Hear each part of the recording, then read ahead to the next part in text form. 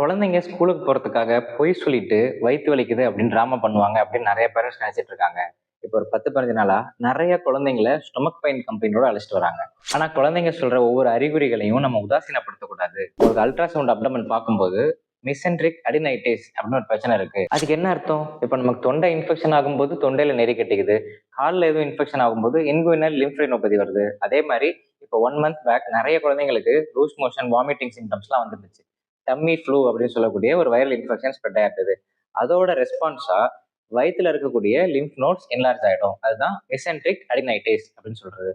இப்போ active bacterial infection இருந்துச்சுன்னா அதுக்கு ஆன்டிபயோட்டிக்ஸ் போடணும். இல்லைன்னா ப்ரோபயோட்டிக்ஸ், ஜிங்க், ரேன்டிடின் இந்த 3 மருந்தையுமே உங்களுடைய பீடியாட்ரிஷியனோட அட்வைஸோட குழந்தைங்க வெயிட்டுக்கு ஏற்ற மாதிரி கொடுத்தோம்னா கண்ட்ரோல் பண்ணிடலாம். ஸோ குழந்தைங்க வயிற்று வலின்னு அழுகுறாங்க அப்படின்னா அது ஸ்கூலுக்கு போறதுக்காக பொய் சொல்றாங்கன்னு மட்டும் நினைக்காதீங்க.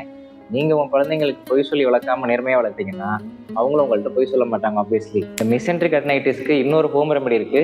டெய்லி தயிர் கொடுக்கணும். என்னோட பையன் தயிர் சாப்பிட மாட்டேங்கிறான், ஸ்ட்ராபெரி எல்லாம் போட்டு என்னமோ காமெடி பண்ணிட்டு இருந்தேன். கடைசியில எங்க அம்மா சிம்பிளா ஒன்று சொல்லிட்டாங்க, டேய் உனக்கு தயிரை தாளிச்சு கொடு சாப்பிடுவான், நீ அப்படிதான் சாப்பிட மாட்டேன்னு ஒன்று பண்ண, உனக்கு தயிரை தாளிச்சு கொடுத்தேன் சாப்பிட்டேன் அப்படின்னாங்க.